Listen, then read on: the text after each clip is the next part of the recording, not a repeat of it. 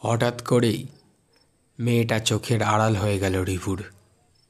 Review ভালো করে চারিদিকে তাকিয়েও খুঁজে পেল না ওকে। এদিকে ধীরে ধীরে আকাশমণ্ডলে অন্ধকার ঘনিয়ে আসছে। এই দিকে আসার সময় কিছু অচেনা পথযাত্রী বারবার বারণ করেছিল, ওদিকে যাবেন না, সন্ধ্যার পর একদমই নয়, ফিরে যান। রিভু কথাটা ফুৎকারে উড়িয়ে দিয়েছিল, কিন্তু এখন চারিদিকে নিঝুম পরিবেশ যেন বারবার ওকে গ্রাস করতে আসছে। পরিবেশটা কেমন যেন ভারী ভারী লাগতে শুরু করেছে। এবার যেন একটু একটু ভয় করছে ওর। কিন্তু কই গেল ওই মেয়েটা যে একটু আগেও ওইখানে বসে কাঁদছিল? রিভু কি ভুল দেখল নাকি ভুল শুনল? অনেক ভেবে যখন কোনো উত্তর পেল না, তখন ও ঠিক করল যে ফিরে যাবে। বাড়ি ফিরতে ফিরতে রাত হয়ে যাবে, এখনই বেরোতে হবে ওকে। সামনের অচেনা কঙ্কালসার বাড়ির দিকে একবার তাকিয়ে ও যেই ঘুরতে যাবে, অমনি ওর মনে হলো ওই বাড়ির সামনের ভাঙা বারান্দায় কেউ যেন আছে, কেউ ওকে দেখছে। নিজের অজান্তেই ষষ্ঠ ইন্দ্রিয় সজাগ হয়ে উঠল ওর। ও মুখ ঘুরিয়ে তাকালো সেই দিকে, আর ঠিক সেই সময় একটা ছায়া মূর্তি সঙ্গে সঙ্গে ওই বারান্দা থেকে সরে গেল।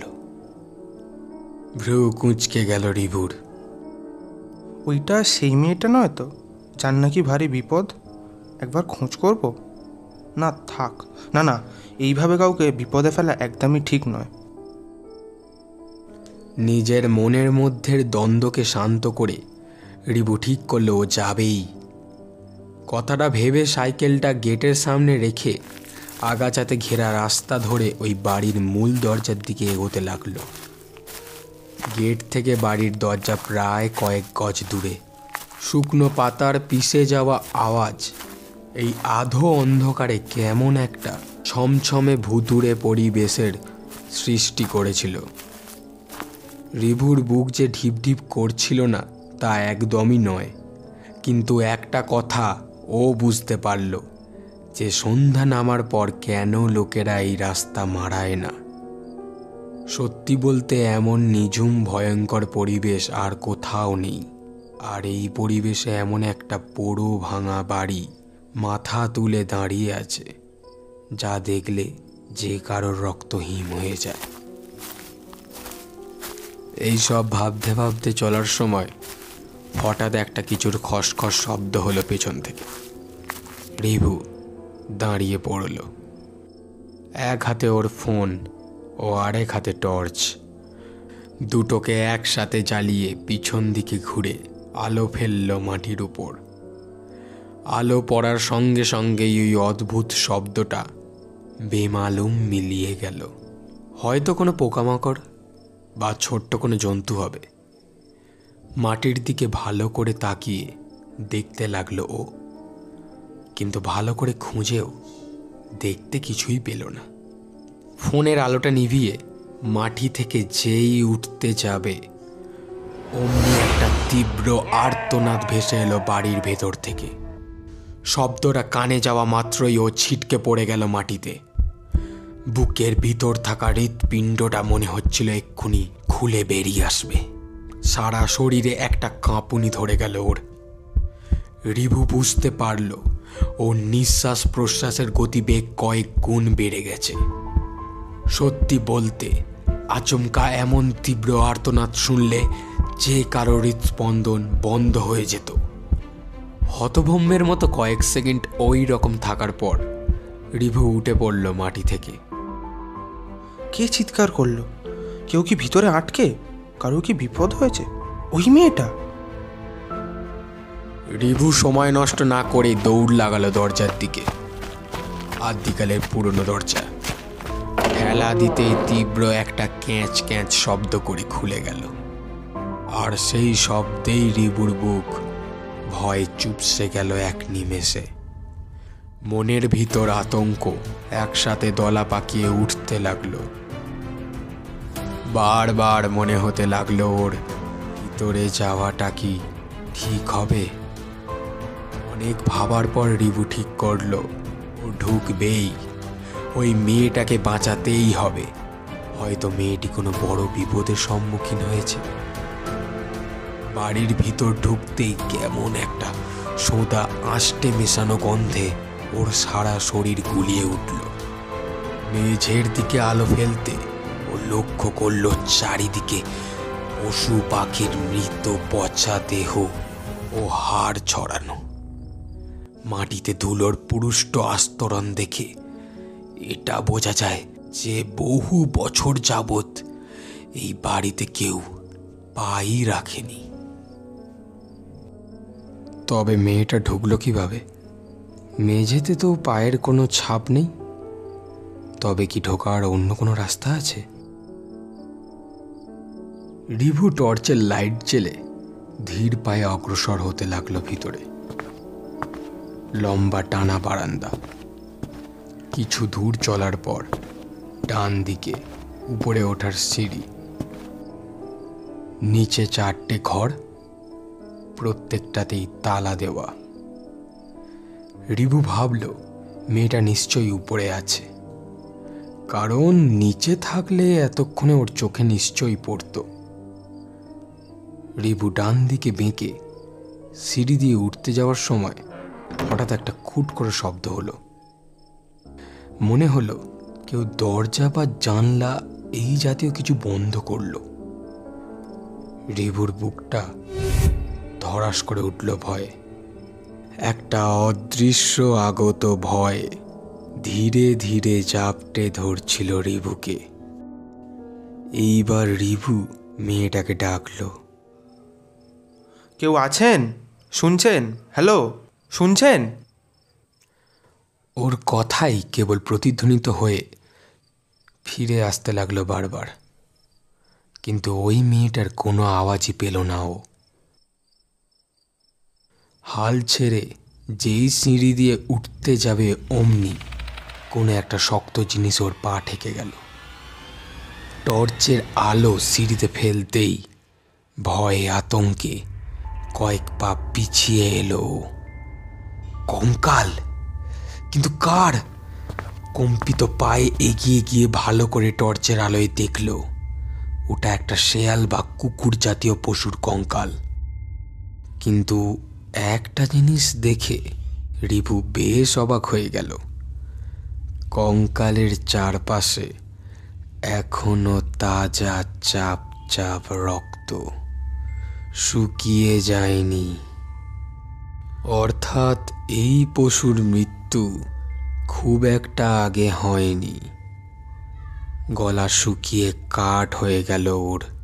রিভু দেখল টর্চের আলোয় কাঁপুনি ধরেছে। ওর হাত ভীষণভাবে কাঁপছে। রিভু আর সহ্য করতে পারল না। দৌড় লাগালো পিছন দিকে।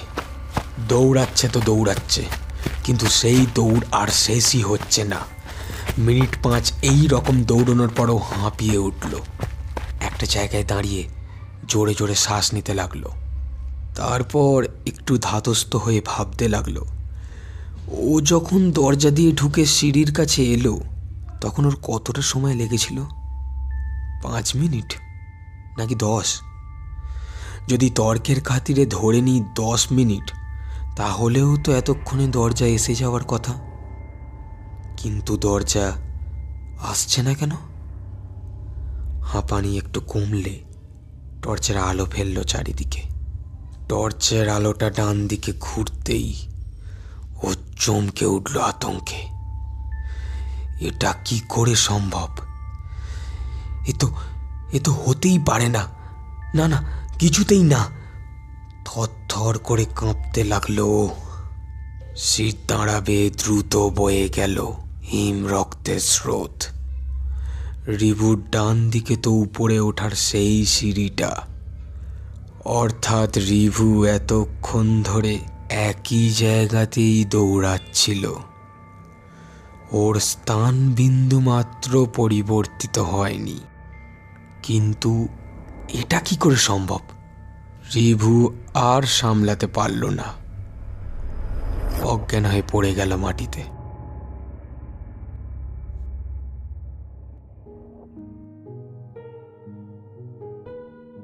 ইউথানাসিয়া, যার মানে আরামের মরণ, যে মৃত্যুতে কোনো কষ্ট নেই। কিন্তু সর্বদা কষ্টহীন মৃত্যু কি মানুষের স্বেচ্ছায় হতে পারে?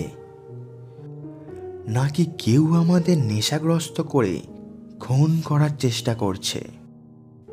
যেখানে আমরা মৃত্যু যন্ত্রণা অনুভব করতে না পারলেও সে আমাদের অসহায়তা দাঁড়িয়ে দাঁড়িয়ে উপভোগ করে। আমাদের আজকের গল্প শ্রী শুভম গুচ্ছাইতের লেখা ইউথানাসিয়া। লেখক শুভম গুচ্ছাইতের জন্ম 14 ফেব্রুয়ারি 1995, বাড়ি রথতলা, পেশায় মাইক্রোবায়োলজিস্ট। ছোটবেলা থেকেই লেখার শখ। তাঁর অনেক গল্পই পূর্বে ইউটিউব ও অন্যান্য প্ল্যাটফর্মে অডিও রূপে প্রকাশিত হয়েছে। আমাদের চ্যানেলেও এর আগে লেখকের একটি গল্প আমরা করেছি। গল্পটির নাম গুপ্তধনের সন্ধানে। গল্পটির লিঙ্ক ডেসক্রিপশন বক্সে দেওয়া রয়েছে, আপনারা চাইলে গল্পটি শুনে আসতে পারেন। শুরু হচ্ছে আমাদের আজকের গল্প।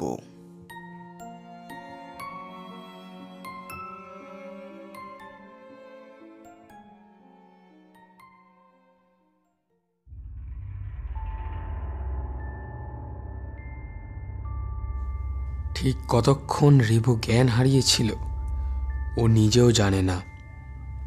যখন জ্ঞান ফিরল, রিভু তাকিয়ে দেখল চারিদিকের অন্ধকার আরও ঘন হয়ে উঠেছে। কোনো রকমে হাতড়ে টর্চটা খুঁজে সেটা জ্বালিয়ে চারিদিকে একবার চোখ বুলিয়ে নিয়ে রিভু দেখল ও ওই সিঁড়ির কাছেই অজ্ঞান হয়ে পড়েছিল। ফোনটা খুঁজতে গিয়েই দেখলো একটু দূরে পড়ে আছে। কোনো রকমে হাতে ভর দিয়ে উঠে দাঁড়ালো রিভু। পাটা এখনো কাঁপছে তরতর করে। খুব বাজে একটা বিপদের মধ্যে পড়ে গেল রিভু। ফোন করে রিনিকে কি ডাকবে? না, থাক, বিপদ বাড়িয়ে লাভ নেই। কম্পিত পায়ে কোনো রকমে এগিয়ে গিয়ে মেঝে থেকে ফোনটা তুলে দেখল মায়ের দুটো মিসড কল, সাথে রিনি ফোন করেছে প্রায় 6 বার। রিভু আর কিছু না ভেবে ফোন করলো রিনিকে। রিং হচ্ছে। একটু পর ফোন তুলে রিনি রাগী গলায় বলল, আরে কোথায় তুই? কতক্ষণ ধরে তোকে ফোন করিয়ে যাচ্ছি, কই তুই? রিভুর কথা বলার মতনও শক্তি নেই। কোনো রকমে ঢোক গিলে ভাঙা ভাঙা গলায় বলল, আমি বিপদে, আমায় বাঁচা। ওদিকে রিনির গলায়ও ভয় আর আতঙ্কের ভাব জেগে উঠল। মানে কি বলছিস রিভু? কি হয়েছে তোর? এই কোথায় তুই এখন? রিভু ফের ঢোক গিলে বলল, ওই পুরো বাড়িটা, শ্মশানের কাছে। Hello hello. শেষের কথা শুনে চমকে উঠল রিনি। কিন্তু পর মুহূর্তে হঠাৎ করে লাইনে এমন একটা গন্ডগোল হলো যে আর কথাই বলতে পারল না রিনি। ফোনটা আচমকা কেটে গেল। রিভুও অনেকবার চেষ্টা করলো, কিন্তু কোনোভাবেই আর ফোন লাগলো না। ফোনের দিকে তাকিয়ে দেখল নেটওয়ার্ক উড়ে গেছে। ফোনটা বন্ধ করে পকেটে রাখতে গিয়ে হঠাৎ করে ওর মনে হলো কেউ যেন সরে গেল সামনের দিক দিয়ে। রিভু টর্চটা সামনের দিকে ফেলল, কিন্তু কাউকেই দেখতে পেল না। সামনের সিঁড়িটা বারবার ডাকছিল রিভুকে। কোনো একটা অদৃশ্য জাদু শক্তি বারবার ওকে টানছে ওর অনিচ্ছা সত্ত্বেও। বাইরে বেরোনোর উপায় নেই। তাই শেষমেশ দীর্ঘ শ্বাস ফেলে পা বাড়ালো ও। আতঙ্কে ভয়ে রিভু বারবার ঢোক গিলছে। শরীরে কেমন যেন একটা অনুভূতি হচ্ছে। ভয়, আতঙ্ক মেশানো, ঠিক বলে বোঝানো যায় না। রিভু ধীরে ধীরে সিঁড়ি দিয়ে উপরে উঠতে শুরু করলো। সাথে সাথে আঁশটে ও মরা পচার গন্ধটাও তীব্র হতে শুরু করলো। রিভু রুমালটা বের করে কোনো রকমের নাকে চাপা দিল, না হলে এই বিকট গন্ধে এক মুহূর্ত টেকা যাবে না। প্রথম তলায় পৌঁছানোর পর রিভু দেখল সামনের ডান দিকে দুটো ঘর, বাম দিকে বারান্দা, তবে প্রায় সবটাই ভেঙে পড়েছে। উপরের ঘর দুটোয় তালা বন্ধ নেই। একটা অজানা আতঙ্কে বুকটা বারবার কেঁপে উঠছে ওর। বারবার মনে হতে লাগলো কেউ যেন ওর পিছু নিয়েছে, দূর থেকে ওকে তীক্ষ্ণ দৃষ্টিতে পর্যবেক্ষণ করছে। রিভু একবার পিছন ঘুরে সিঁড়িতে আলো ফেলার চেষ্টা করলো, কিন্তু কাউকেই দেখতে পাওয়া গেল না। তারপর ধীরে ধীরে এগিয়ে গেল প্রথম ঘরটার দিকে। একটু ঠেলা দিতে তীব্র শব্দ করে দরজার একটা পাল্লা খুলে গেল, কিন্তু এত কম চাপে খুলল কি করে? দরজা খোলার ধরন দেখে মনে হলো রিভু দরজা খুলে ঢুকছে না, কেউ ওর জন্য দরজা খুলে ওকে জোর করে ঢোকাচ্ছে, কোনো এক কুটিল মতলবের জন্য। রিভু শক্ত করে টর্চটা হাতে ধরে ধীরে ধীরে ঢুকলো ভিতরে। চারিদিকে ঝুল আর মাকড়সার জালে ভরা। বোঝা যাচ্ছে এই ঘর সুদীর্ঘ কাল ধরে অব্যবহৃত অবস্থায় আছে। মাটিতে পুরু ধুলোর আস্তরণ। রিভু এদিক ওদিক টর্চের আলো ফেলে দেখতে শুরু করলো, কিন্তু তেমন কিছুই চোখে পড়ল না ওর। কিছু ভাঙা আসবাব ছাড়া আর কিছুই নেই।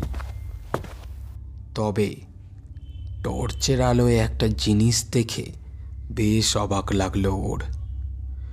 ঘরের এক কোণে একটা ডাইনিং টেবিল, আর তাতে আটকানো একটা আয়না।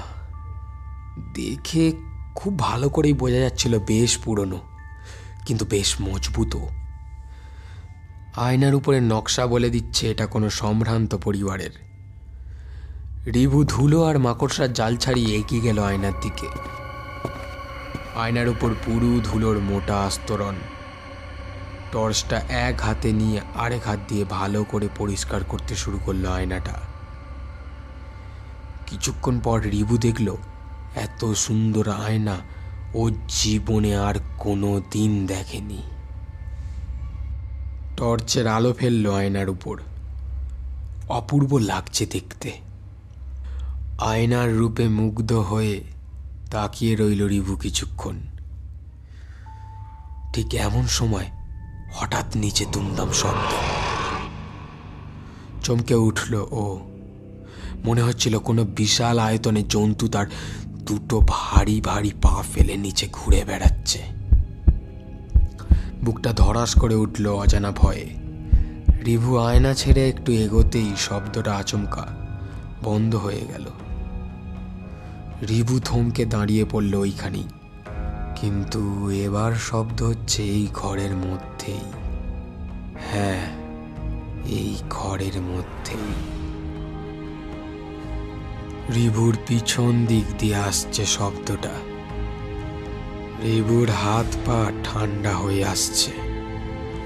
নাড়ির স্পন্দন দ্রুত হয়ে উঠল।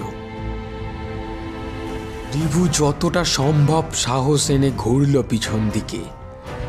টর্চের আলো ফেলল, কিন্তু কোথাও কিছু দেখতে পেল না। তবে কি ভুল শুনল? এইবার দাঁড়ালো সোজা আয়নার সামনে নিজের মুখটা দেখার জন্য। টর্চের আলো নিজের মুখের উপর ফেলতেই নিজের ছবি দেখতে পেল ও। সারা মুখে ধুলো আর মাকড়সার জালে ভরা। চোখগুলো এই কিছু সময়ের মধ্যে ভয়ে শুকিয়ে গেছে। আরো ভালো করে দেখার জন্য এগিয়ে এলো। ঠিক সেই সময় একটা অস্পষ্ট শব্দ শুনতে পেল ও। শব্দটা আসছে আয়নার ভিতর থেকে। রিভু অবাক হয়ে গেল। ও নিজের মুখটা নিয়ে গেল আয়নার খুব কাছে। এইবার একটা চাপা অথচ স্পষ্ট আর্তনাদ শুনতে পেল ও। রিবুর গায়ের লোম খাড়া হয়ে উঠল। রিবু বেশ মনোযোগ দিয়ে আয়নাটা পরীক্ষা করতে লাগলো। আচমকা সেই চাপা আর্তনাদ তার সমস্ত সীমা লঙ্ঘন করে তীব্র জোরে ধ্বনিত হতে শুরু করলো। আর আর সেই তীব্র চিৎকারে রিবু ছিটকে পড়ল মাটিতে। হঠাৎই আর্তনাদ এক নিমেষে বদলে গেল নির্মম পৈশাচিক হাসিতে। তারপর ঘটল এক অভাবনীয় ঘটনা। সেই আয়নাতে ফুটে উঠতে লাগলো একটা অচেনা কদাকার মস্তিষ্কহীন প্রতিবিম্ব। রিবু দেখল অস্পষ্ট প্রতিবিম্বটা ধীরে ধীরে স্পষ্ট হয়ে উঠছে তার চোখের সামনে। কি ভয়ঙ্কর বিভৎস তার রূপ! বিস্ফারিত চোখে রিবু দেখল আয়না ছাড়িয়ে যেন কিছু একটা বেরিয়ে আসতে চাইছে তার কাছে। বুক ধুক পুক করে উঠল ওর, গলা শুকিয়ে উঠেছে। রিবু পেছোতে লাগলো এক পা করে। আয়না থেকে প্রথমে বেরোলো একটা হাত, তারপর একটা পা, তারপরে আরো একটা হাত। রিবু আর সহ্য করতে পারল না, এক ছুটে বাইরে এসে দরজাটা লাগিয়ে দিল সশব্দে। এ কি দেখলো? এটা কি সত্যি নাকি স্বপ্ন? আয়না থেকে ধীরে ধীরে বেরিয়ে এলো একটা মস্তকবিহীন কদর্য মূর্তি। কি ভয়ঙ্কর তার চেহারা! রিবু এখন কি করবে বুঝে উঠতে পারল না। ও কি নিচে যাবে? কিন্তু নিচে সেই দানবীয় শব্দ হয়েই চলেছে এক নাগাড়ে। রিবু দেখল পাশের ঘরেও তালা নেই। সাহস সঞ্চয় করে ঢুকলো পাশের ঘরে। এই ঘরেও তেমন কিছুই নেই, কেবল একটা খাট মাঝে পড়ে আছে। ভিতরে ঢুকে চারিদিক টর্চ ফেলতেই ও দেখল চারিদিক সেই মাকড়সার জালে ভরা।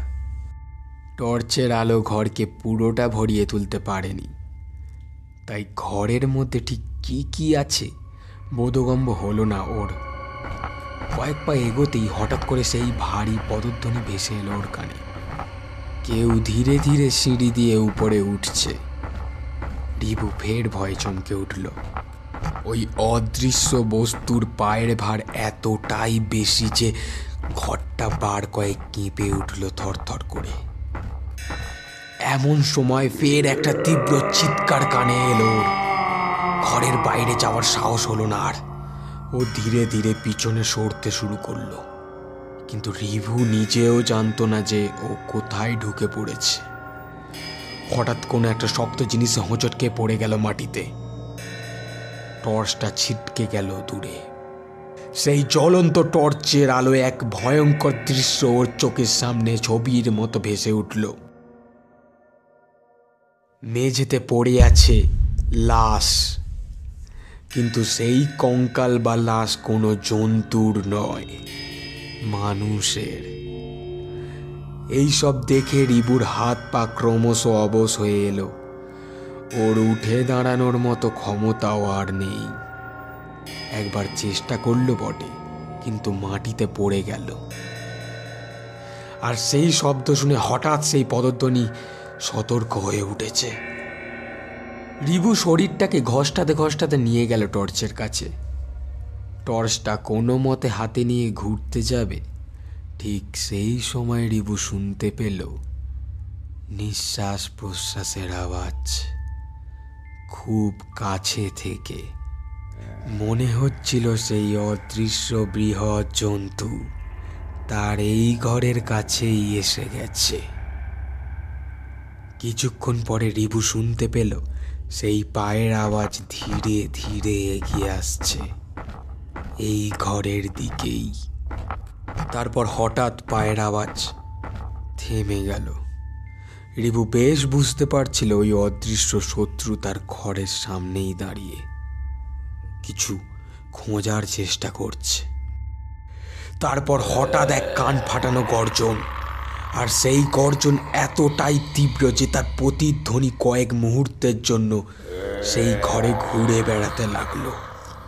তীব্র গর্জন শুনে রিভু মনে মনে বেশ বুঝতে পারছিল এ সাধারণ কেউ নয়, এ দানবীয় কোনো রাক্ষস।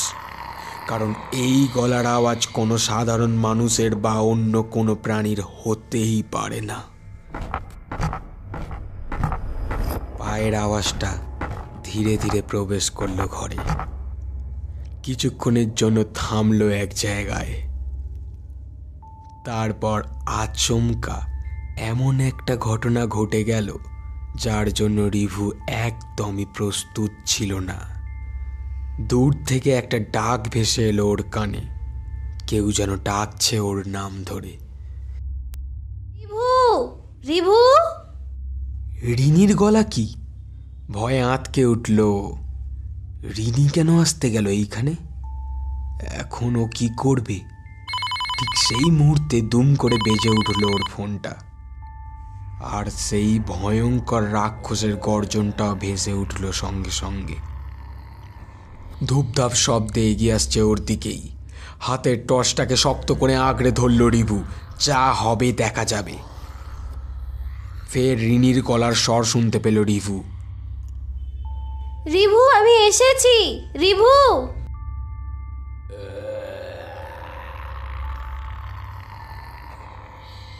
ফের সেই দানবটা রাগে গর্জন করে উঠল। ওর দিক দিয়ে ঘুরে গিয়ে বাইরের দিকে যেতে শুরু করলো।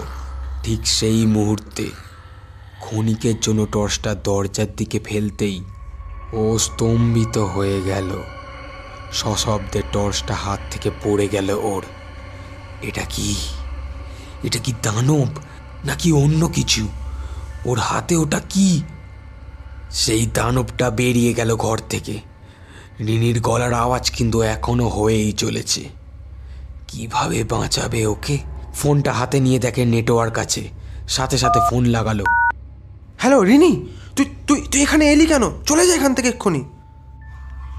না রিভু, না, কিছুতেই না। তুই বিপদে পড়েছিস। কোথায় তুই বল, আমি আসছি। চিৎকার করে উঠল রিভু। না, একদমই না, তুই চলে যা এখান থেকে। একটা আওয়াজ করেই ফোনের ওপার থেকে কথা বন্ধ হয়ে গেল। রিভু ভয়ে কেঁপে উঠল। কিছু হয়ে গেল না তো? হ্যালো রিনি, হ্যালো, শুনতে পাচ্ছিস? ওটা ওটা কে কে রিভু? বিপ বিপ শব্দ করে কেটে গেল ফোনটা। কাকে দেখল রিনি? কে ওখানে? টর্চ হাতে দৌড় দিল রিভু। দুটো ঘর টপকে সিঁড়ি ভেঙে তরতরিয়ে নিচে নামলো রিভু। হাতে টর্চ। ভালো করে দেখার জন্য ফোনের ফ্ল্যাশ লাইটটাও জ্বালিয়ে রেখেছে। এর ফলেই অনেকটা অন্ধকার দূর হয়ে গেছে। কিন্তু রিনি কই? ওর কোনো চিহ্নই নেই এখানে। আলোয় যত দূর চোখ যায় সব ফাঁকা, আর সেই শূন্য অংশের পর কেবলমাত্র অন্ধকার, নিটোল অন্ধকার। রিভু জোরে চিৎকার করে ডাকলো, রিনি, কোথায় তুই? রিনি।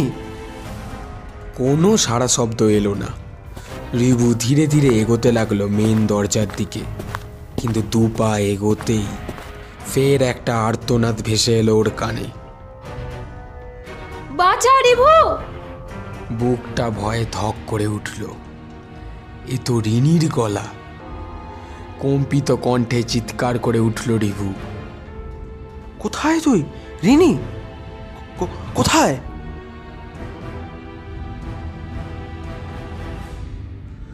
এবার সত্যি সত্যি ভীষণ ভয় পেল রিভু। কান্নাও পাচ্ছে ওর। ওর জন্য মেয়েটা যেন বিপদে না পড়ে।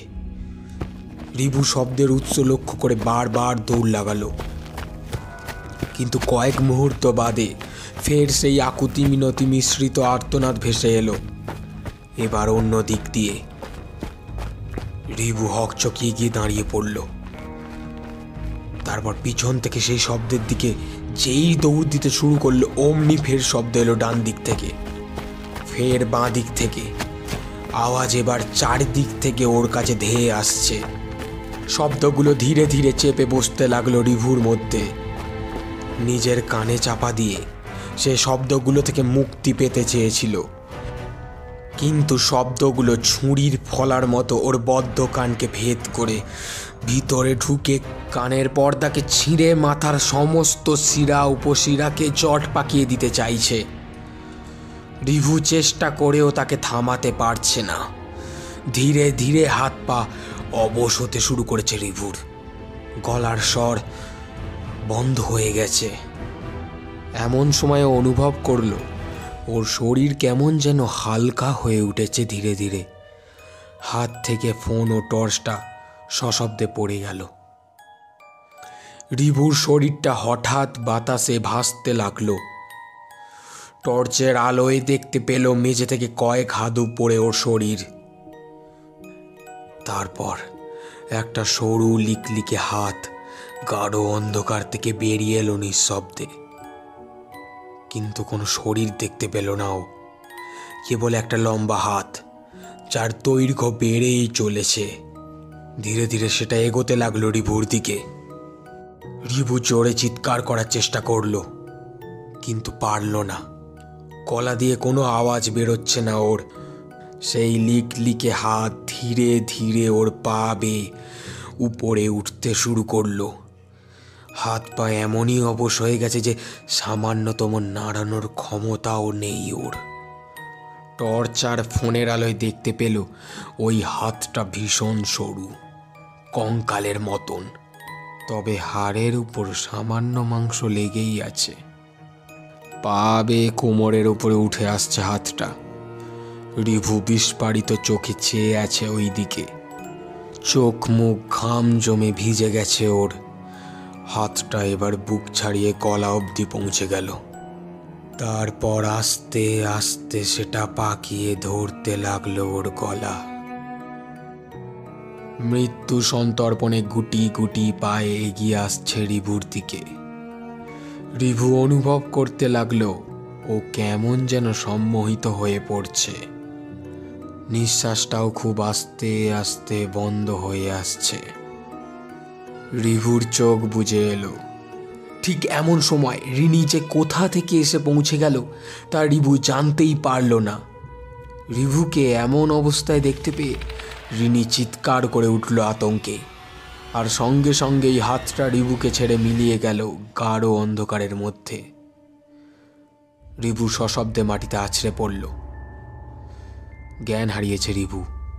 রিনি ওকে নিজের কোলে তুলে ডাকতে লাগলো বারবার, কিন্তু কোনো উত্তর এলো না।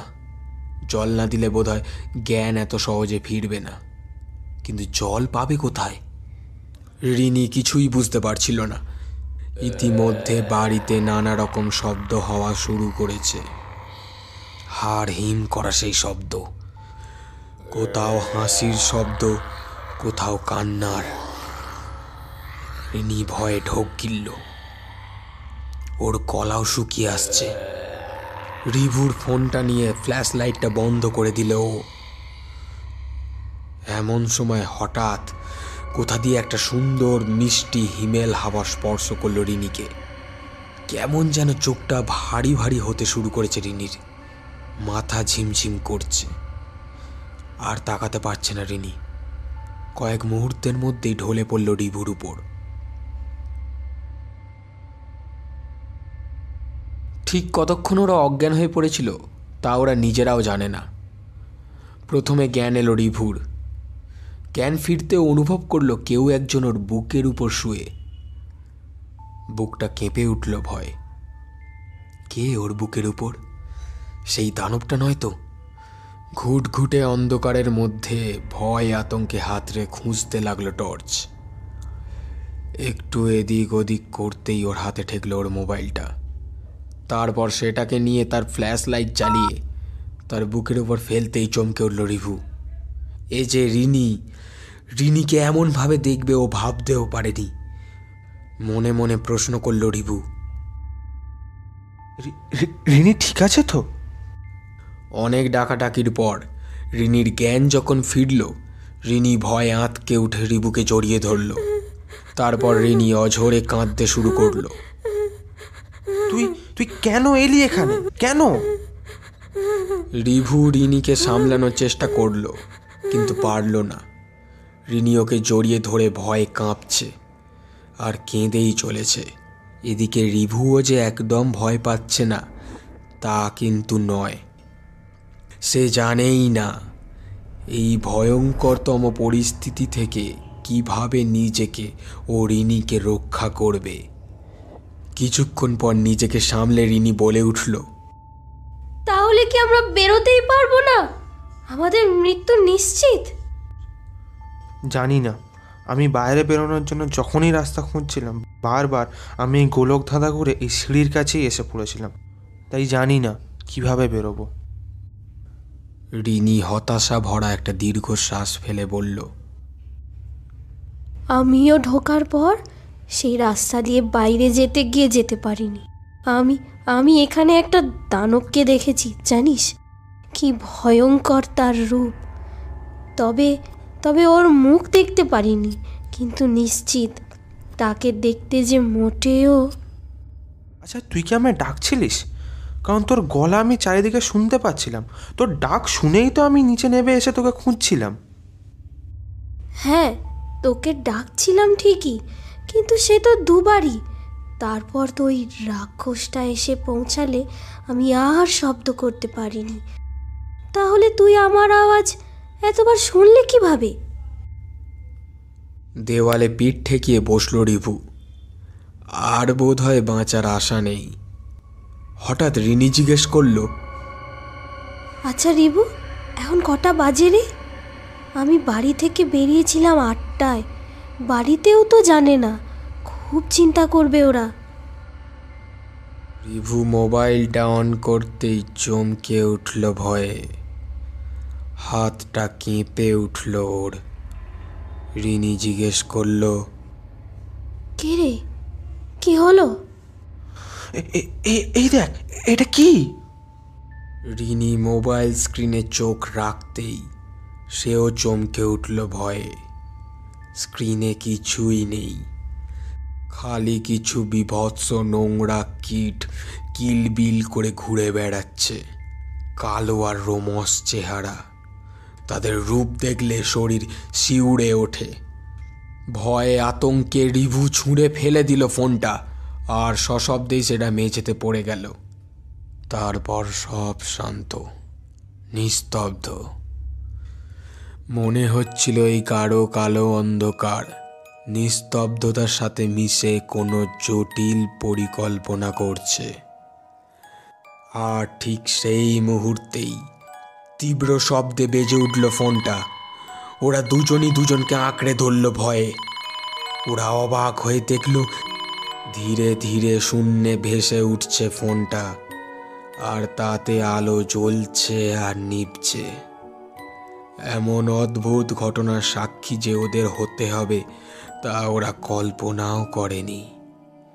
এখানেই শেষ হতে পারত, কিন্তু ফোনের এমন অদ্ভুত আচরণ থেমে রইল না ওই অবধি। এখন ফোনের মধ্যে থেকে একটা অস্পষ্ট শব্দ ভেসে আসছে, খুবই অস্পষ্ট।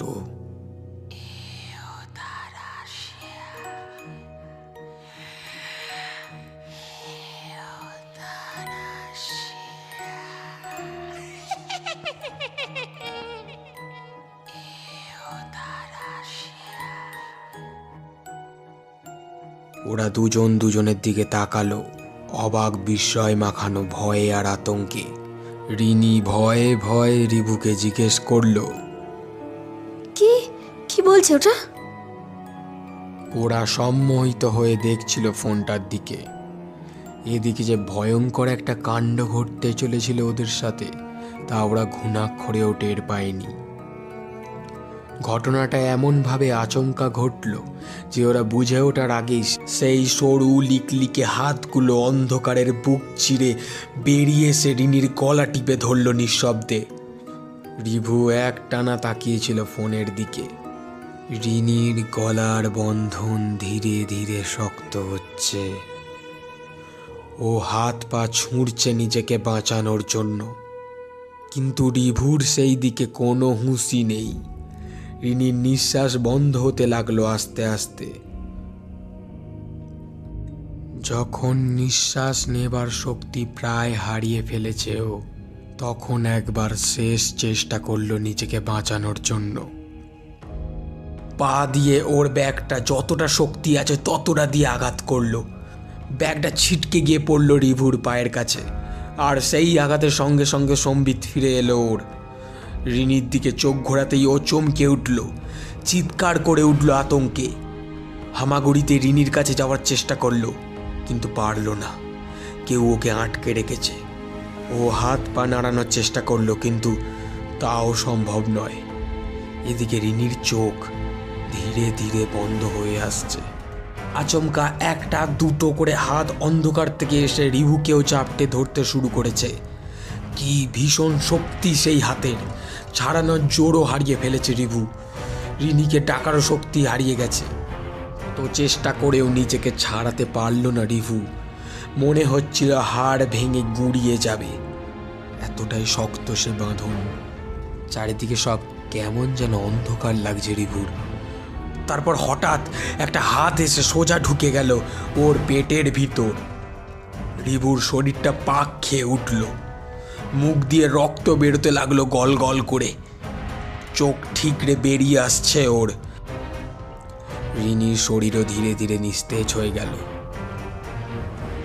রিভু স্পষ্ট অনুভব করতে পারছে তার পেটের ভিতর অজানা হাতের চলাফেরা। চোখের নিমেষে রিভু দেখল রিনির শরীরটা দু টুকরো হয়ে গেল। রিনির শরীরের কম্পন হঠাৎ থেমে গেছে। দেখতে দেখতে ওই হাতের রাশি রিনির শরীরকে কয়েক খণ্ডে ছিঁড়ে টুকরো টুকরো করে দিল। রিভুর চোখ দিয়ে জল বেরিয়ে আসছে। ও আর কিছুতেই এই পৈশাচিক হত্যালীলা সহ্য করতে পারছে না। ওর কেমন যেন দম বন্ধ হয়ে আসছে। রিনির এমন অবস্থার জন্য দায়ী রিভুই। না পারল চিৎকার করতে, না পারল বাধা দিতে। কয়েকশো হাত রিভুকে আঁকড়ে ধরে আছে। পালানোর বা ছাড়ানোর কোনো পথ নেই। হঠাৎ রিভু তার ডান পায়ে তীব্র ব্যথা অনুভব করল। কোনো ক্রমে নিচের দিকে তাকিয়ে দেখে একটা হাত তার ডান পায়ের হাঁটু থেকে পাটা খুলে নিয়েছে। এরপর বাম পা। ফিনকি দিয়ে রক্ত বেরোচ্ছে। সারা শরীর রক্তে ভরে গেছে। আর সামলাতে পারল না ও। তীব্র একটা আর্তনাদ ও গোঙানি মেশানো শব্দ করেই ঢলে পড়ল। হাতগুলো কিন্তু তাদের কাজ থামিয়ে রাখেনি। খুব নিপুণভাবে একটা একটা করে অঙ্গ প্রত্যঙ্গকে ছিঁড়ে নিচ্ছে শরীর থেকে। রিভুর যন্ত্রণা অনুভব হচ্ছে না। এ যেন যন্ত্রণাবিহীন এক মৃত্যু। দুটো পা খুলে নেবার পর দুটো হাতও খুলে নিল। তারপর যে হাতটা পেটের ভিতর ঢুকে পাক খাচ্ছিল, সেটা বুকের ভিতর থেকে পাকস্থলী টেনে বের করে আনলো। জ্ঞানহীন রিভুর মুখ দিয়ে বেরিয়ে এলো গল গল করে লাল তাজা রক্ত। সেই রক্তের স্রোত নেমে বারান্দা দিয়ে বেরিয়ে চলে গেল বহুদূর। রিভুর হুঁশ নেই। হঠাৎ একটা তীব্র পৈশাচিক গর্জন মাখানো হাসি হেসে দুপদাপ শব্দ করে আসছে কেউ। বোধ হয় সেই দানবটা। চোখের নিমেষের মধ্যেই হাজির হয়ে গেল সে। তাজা রক্তের ঘ্রাণ পেয়েছে। এত সহজে কি ছাড়বে ও? ওই হাতের শৃঙ্খল থেকে এক টানে ছিনিয়ে নিল রিনির একটা পাকে। ধীরে ধীরে সমস্ত অঙ্গ প্রত্যঙ্গ খাওয়া শেষ হলে তার দৃষ্টি গিয়ে পড়ল রিভুর উপর। রিভু ততক্ষণে শেষ। হৃৎপিণ্ডটা শেষবারের মতো কম্পিত হয়েই নিজেকে মৃত্যুর মুখে সঁপে দিল। দানবটা সময় নষ্ট না করে রিভুকে ওই হাতগুলোর মাঝখান থেকে ছিনিয়ে নিয়ে চলে গেল। হাতগুলো একসাথে অনুসরণ করছিল দানবটাকে। দানবটা তার বিশাল মুখটা সোজা বসিয়ে দিল রিভুর বুকের উপর। তারপর এক লালসা মিশ্রিত হাসির আওয়াজ।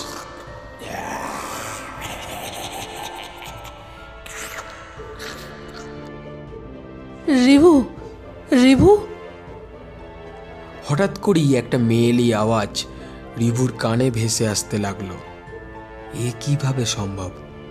রিভুর শরীর বলতে তো কিছুই নেই, তবে কানের ভিতর সেই শব্দ প্রবেশ করে তা মস্তিষ্কে তরঙ্গ পাঠাচ্ছে কিভাবে? কিভাবে ও বুঝতে পারছে? হঠাৎ করেই অনুভব করলো হৃদস্পন্দনকে।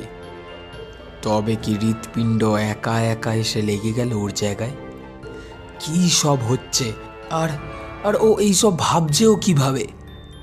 হাত পাও কাঁপছে থরথর করে, কিন্তু ওর যে হাত পা কিছুই নেই, নেই কোনো শরীর, আর আর শরীরে নেই কোনো প্রাণ। কিন্তু তারপরেও এই সব সম্ভব হচ্ছে কিভাবে?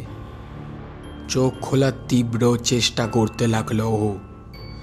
শেষমেশ চোখ খুলেই তীব্র একটা নিঃশ্বাস নিয়ে উঠে বসলো। চোখ আধ খোলা, বুক তীব্রভাবে উঠছে আর নামছে। ফের সেই চেনা আওয়াজ, রিভু, রিভু। রিভু কোনো মতে ডান দিকে মাথা ঘুরিয়ে দেখল মা। ও চমকে উঠেই কয়েক হাত সরে গেল। কি রে, এতক্ষণ ধরে তোকে ডাকছি, ঘেমে পুরো স্নান হয়ে গেছিস। কি হয়েছে? ভয় পেয়েছিস কেন? বাজে স্বপ্ন দেখেছিলিস? রিভু এখনো তার নিজের কানকে বিশ্বাস করতেই পারছে না। ও কিছুতেই বুঝতে পারছে না কোনটা স্বপ্ন আর কোনটা বাস্তব। কিছুক্ষণ পর ধাতস্থ হলে ও তাকিয়ে দেখে ওর মা পাশে বসে। ও কোনো পোড়ো বাড়িতে নেই, আছে ও নিজের বাড়িতে, নিজের ঘরে। ঘামের বিন্দু এখনো ওর কপালে জমছে।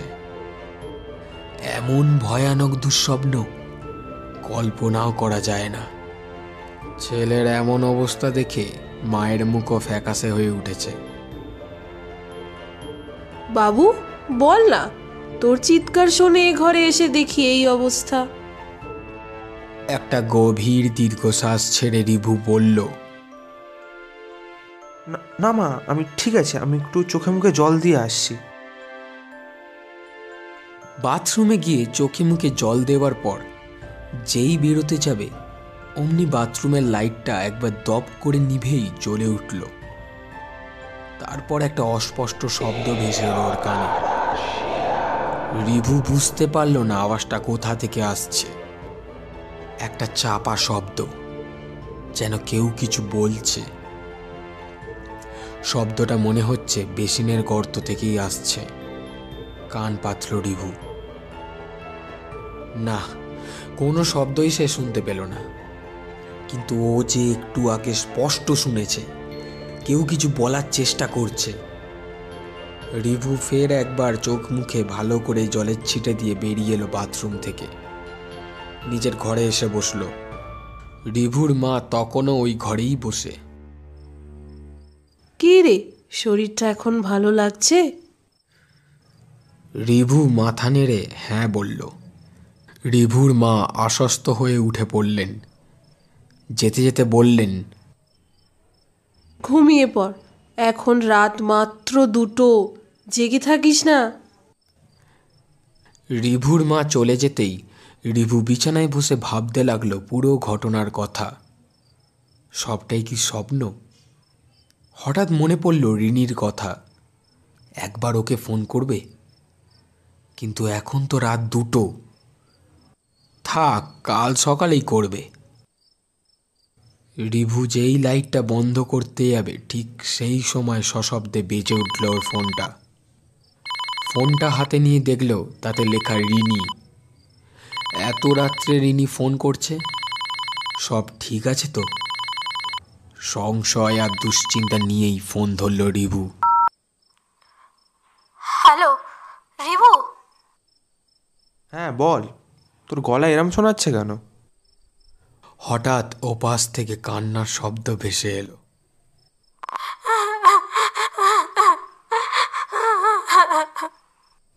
কি হলো রিনি, কাঁদছিস কেন? বল আমায়। স্বপ্ন, স্বপ্ন, কি বিভৎস স্বপ্ন দেখলাম। তোকে কেউ মেরে ফেলেছে, সাথে আমায়ও।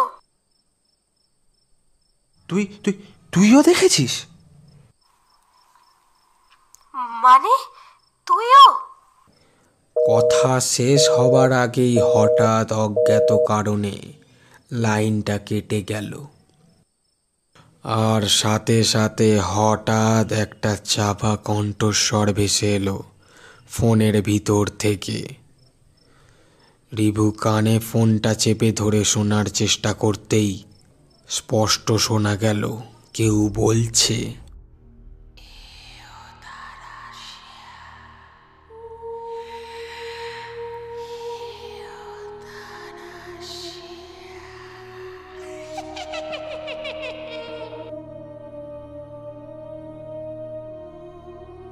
রিভুর চোখ বিস্ফারিত হয়ে গেল, গলা শুকিয়ে কাঠ, শরীরটা কেঁপে উঠল বার কয়েক, রক্ত হিম হয়ে গেল এক নিমেষে।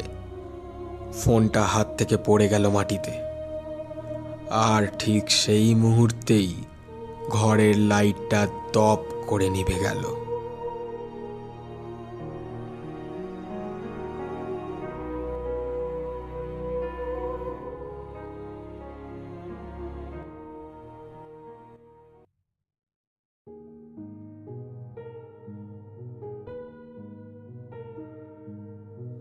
শেষ হলো আমাদের আজকের গল্প ইউথানাসিয়া। গল্প লেখক শুভম গুচ্ছাইত, গল্পের সূত্রধার আমি রাহুল, রিভুর চরিত্রে রাজা, রিনি ও রিভুর মায়ের চরিত্রে শিল্পা, গল্পকথক ও সমগ্র গল্প পরিচালনায় সায়ন। সমগ্র গল্পের আবহাওয়া সঙ্গীত, স্পেশাল এফেক্ট এবং পোস্টার ডিজাইনে সূর্য। আমরা অশেষ ধন্যবাদ জানাই শ্রী শুভম গুচ্ছাইতকে গল্পটি অডিও রূপে প্রকাশের ক্ষেত্রে আমাদের পাশে থাকার জন্য। গল্পটি ভালো লাগলে অবশ্যই লাইক করুন, নিজের পরিচিতদের সাথে শেয়ার করুন। আমাদের গল্প নিয়মিত শুনতে হলে চ্যানেলটিকে সাবস্ক্রাইব করতে পারেন। আবার একটি নতুন গল্প নিয়ে হাজির হব আমরা। ততক্ষণের জন্য বি সেফ, স্টে কানেক্টেড।